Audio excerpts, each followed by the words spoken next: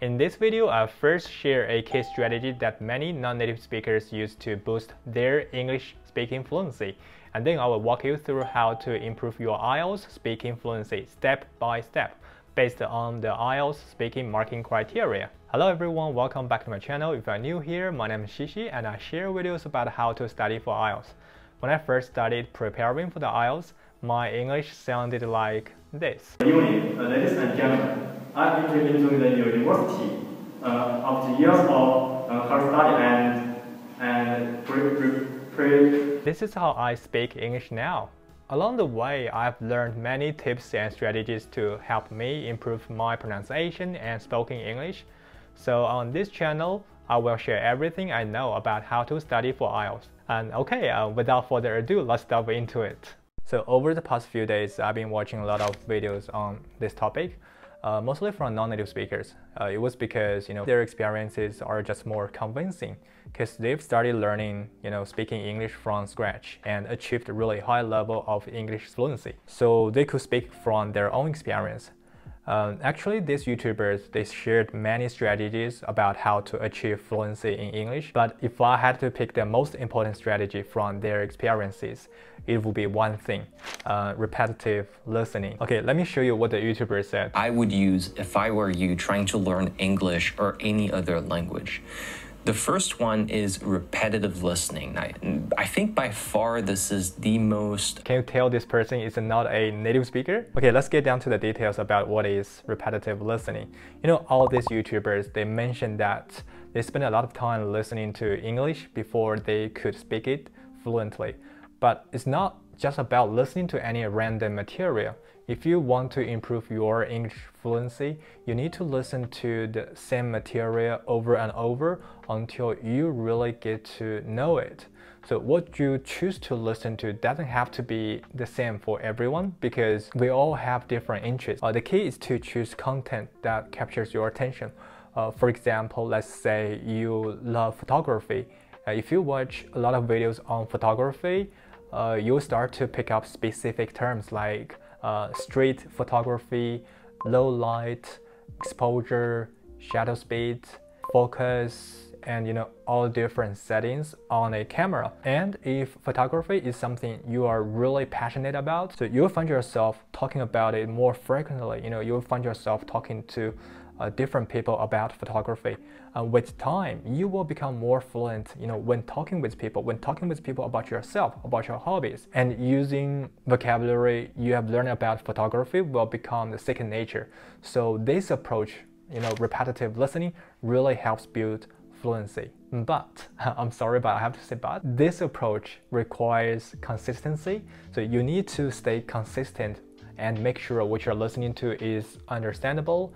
And if it's too hard to follow, you won't learn much from it. So in summary, repetitive listening means listening to things you enjoy and understand over and over again. And you should understand that it takes time and effort to see results. So apparently this is a long-term strategy, which means it doesn't specifically apply to students who need to get IELTS speaking results in a short period of time. Okay, now let's take a look at how to improve your IELTS speaking fluency. To target fluency effectively, the most important reference is actually the IELTS speaking marking criteria, which tells you everything about how to achieve fluency in IELTS speaking. So the first column here focuses on fluency and coherence. Okay, let's just have a look at the Band 7 requirement.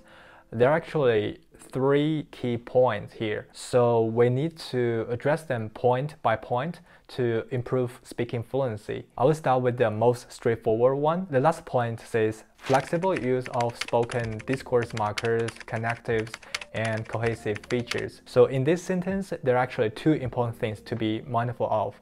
The first is functional language, and another one is flexible use.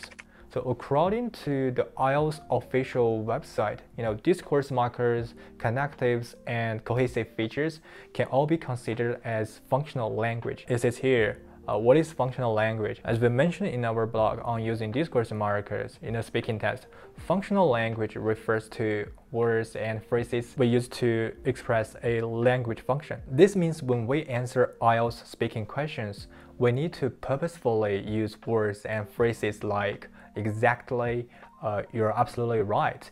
And it seems to me that all these discourse markers, connectives, and cohesive features. Apart from that, we need to use this functional language flexibly. So what does that mean, right? How can we use them flexibly? Luckily, this is all explained on the IELTS official website. It shows here, if you use discourse markers or connectives, you can't just say firstly, secondly, thirdly. This is a really bad example. We can't just use these connectives, discourse markers like a robot. So all in all, in order to improve IELTS speaking fluency, we need to use functional language in our answer, and we need to use them flexibly. Now let's look at the second point. This point is actually quite clear. It says some hesitation, repetition, or self-correction may occur, often mid-sentence, and indicate problems with assessing appropriate language. However, this will not affect coherence. So this means it's okay to hesitate occasionally. Don't stress too much about it. You can still achieve band 7 even if you have some hesitation or repetition. Now let's look at the last point. It says able to keep going and readily produce long terms without noticeable effort. This may seem a bit abstract. It's easy to understand, but how do we actually achieve it? It actually all comes down to one strategy: deliberate practice. So how to practice deliberately to improve your fluency? There are actually 3 steps to follow. So let's have a look together, okay? Here is actually one part 3 question. Why are many people so keen on reading? 那因为这部分信息比较关键，所以这部分呢我就用中文讲了。首先，大家第一次遇到这个题目，对吧？你的第一反应是什么？有些人可能会想出来1-2个原因，然后说出来。但是呢，我相信有些人的第一反应可能是 What？ 我哪知道那么多为什么，对吧？他们喜欢看书就看书，我哪知道他们为什么喜欢看书？我哪知道那么多 why？ 当然考试的时候你确实可以用英语这么说，但是如果考官每次问这个问题你都这么回答，好像不太合适。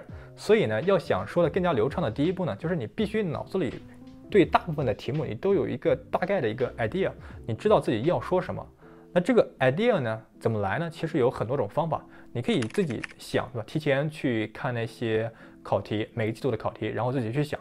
你也可以去问你的朋友，或者是你直接在网上就是搜索这种问题，都有很多种答案。那最直接的方式呢，其实就是可以让 GPT 给你生成一个答案，你大概率会得到很多观点。大家可以看一下，这里 GPT 呢，其实给了很多观点。有了观点之后呢，我们第2步要做的就是有结构。但是要注意的是，我们有结构的说出来的同时，也要保持说话的一个自然度。你不能就直接的用 GPT 这样的回答，然后去把它给说出来。很明显，这个答案生成出来的答案它不够自然。这里呢，我给大家看一下另一个答案。这个答案呢，也是通过 GPT 生成出来的，不过呢，它是做了一些修改其实做的是很多修改啊。我们来看一下这个答案。So, why people so keen on reading? Well, people love reading because it lets them escape into other worlds. It's like a mini vacation from reality where you can relax and see life through different perspectives. And plus, reading teaches people a lot, not just about, facts, but about, different ways of thinking and living. So it's both entertaining and enlightening. 那这个答案呢，相对来说就不是特别的一个机械，相对来说会自然一点。但是呢，大家如果去尝试背这个答案，肯定你是背不出来的，而且背出来答案肯定拿不了高分。所以呢，我们可以分析和学习这个答案。这个答案的基本的结构呢，大家如果仔细分析的话，你可以看出来是这样子的：一个原因1，然后一个原因2，再加上一个总结。那我之前考8分的时候，我是怎样备考、怎样学习呢？首先呢，我会学习这些关键词，有 escape、mini vacation、plus、different ways of thinking and living、entertaining and enlightening。那第3步呢，我通常是记住这些观点，记住这些关键词，然后用自己的一个 why 的结构，把这些答案给用自己的话给它说出来。这样的话，才有一个真实、自然、有结构的答案。我给大家展示一下 ，Why are many people so keen on reading? Well, I guess people read for different reasons. I mean, some people, reading is like a way for them to escape from their daily routine. So it's like a mini vacation for them where they could just unwind and recharge. Apart from that, I guess, there are others who read because they could get different ways of thinking and living, from the books. So I guess it's because reading just both entertaining and enlightening, so that's why people read. 不知道大家有没有注意到我刚才使用的一点方法在里面，就是我给大家具体分析一下。首先呢，这种 why 的问题在口语 Part 3里面有很多种这类的题目，那我都把它统一的归为一类题目。那这类的题目呢，我都是有一个基本的回答结构。那转换成中文的话呢，基本上是这样的。首先有一个总的，我会说我想的话大概可能会有好几个原因。那第一个原因是什么，对吧？第一个原因可能是因为什么什么，然后我给大家解释一下，就是原因一，解释一，然后呢我再说一个原因二，再解释二可能会有一个总结，或者有时候可能就不总结了，因为这样子已经在长度和逻辑上面都已经够了。那这里的原因和解释其实就用到了刚才学的一些观点和关键词，但是呢，我也不是生硬的按照原来的这个结构去说的，所以说有一个答案做参考很重要，但是同时呢，你也需要让你的答案听起来更加自然才可以。所以我在说的时候，我可能会有意识的去说 ，well, you know, like。这些discourse markers。那总结一下，这第三步呢，它其实是最难的一步，同时也是练习效果最好的。这里面其实涉及了很多大量的刻意练习，包括比如说这里是 why 的题型，我用的是这个结构。但是如果是其他的题型呢，比如说 what、how， 还有更复杂一点的题型，那我们应该怎么去办？我之前其实做过一个视频，关于我的雅思口语如何考到8分的那一期里面就提到了，大家可以去看一下。那基本上呢，这是我之前练习考到雅思口语8分的方法。那希望这个方法呢能够帮助到大家。如果你能按照雅思口语评分标准讲的这3点去有针对性的练习，你的 fluency 肯定会有进步的。那希望大家能够早日考过雅思。See you guys next time.